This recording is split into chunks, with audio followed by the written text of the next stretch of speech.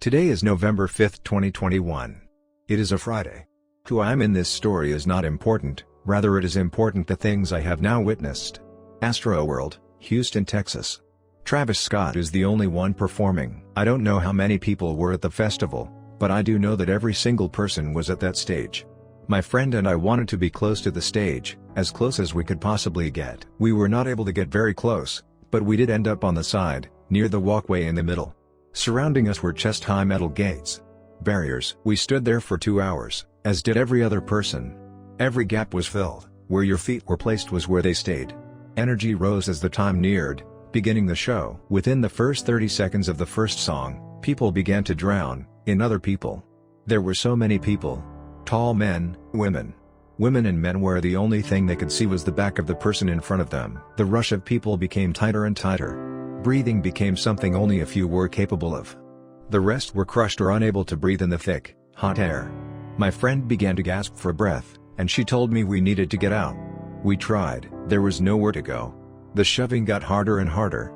If someone's arms had been up, it was no longer a possibility to put it down. So, people began to choke one another as the mass swayed. It became more and more violent. We began to scream for help. We could see security, just a few people over, in the walkway in the middle. It got tighter. Impossible to breathe, as our lungs were compressed between the bodies of those surrounding us. More people began to scream for help, some began to collapse. The music continued. Hundreds of people ripped their vocal cords apart screaming for help, but we were not heard. There was nowhere to go. My friend was trapped between people on every side of her, and she desperately tried to move towards the rail. It was no use. The screaming intensified, as more people realized they could not breathe. We begged security to help us, for the performer to see us and know something was wrong. None of that came. We continued to drown. More and more. One person fell, or collapsed. It doesn't matter how it started. We begged security to help us, for the performer to see us and know something was wrong. None of that came. We continued to drown. More and more. One person fell, or collapsed. It doesn't matter how it started. Once one fell, a hole opened in the ground. It was like watching a Jenga tower topple. Person after person were sucked down. You could not guess from which direction the shove of hundreds of people would come next.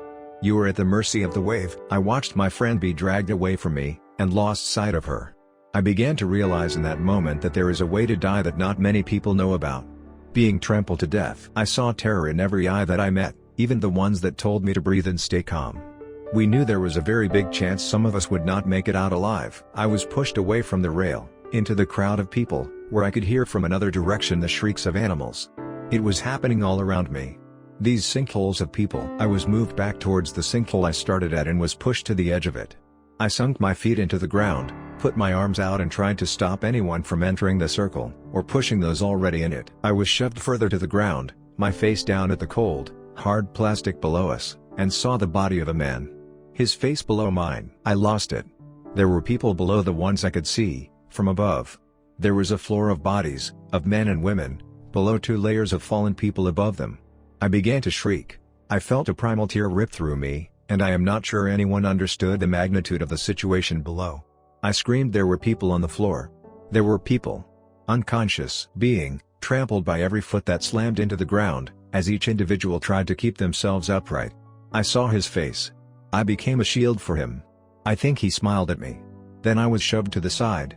I saw more shoes slam to the ground. Exactly in the spot his body lay, face up. I couldn't help him. I couldn't help any of them. I didn't stop screaming the entire time. No one knew there were people below those that they could see. I almost met the same fate. I was losing balance, and I asked a man to grab me. He pulled me up, and I righted myself for just a fraction of a second before I was sucked back into the crowd.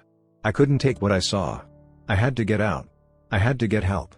I had to do something. Somehow, I went toward the back of the crowd, at a guardrail. A man pulled me over it. There were so many people just standing there. Like nothing was happening. Like people weren't dead a few feet from them. I saw the cameraman, eyes glued to the stage, elevated on a platform. A platform that looked directly into the crowd.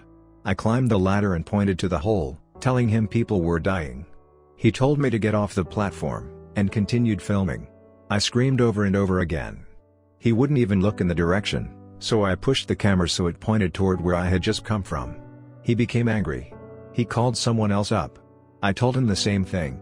People were dying, we needed to stop the music, we needed help, we needed attention towards the mass because I thought if only these people were aware, maybe they would do something.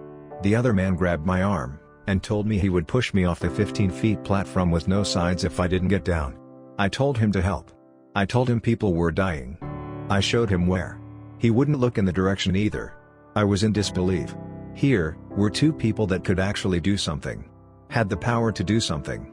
Cut the camera, call in backup, pause something. They did nothing. I looked over at the sinkhole. People were screaming, reaching out their hands toward me, calling for help. I couldn't see the floor. The strangest thing happened in that moment. People began to boo at me. They pointed their fury at me, unleashed a rage. I screamed people were dying over and over. No one would listen. Somehow I ended up on the ladder, going back down, mindlessly. I should have ripped that camera to shreds. I looked the other guard in the eyes and told him he was the one responsible for countless deaths. He did nothing.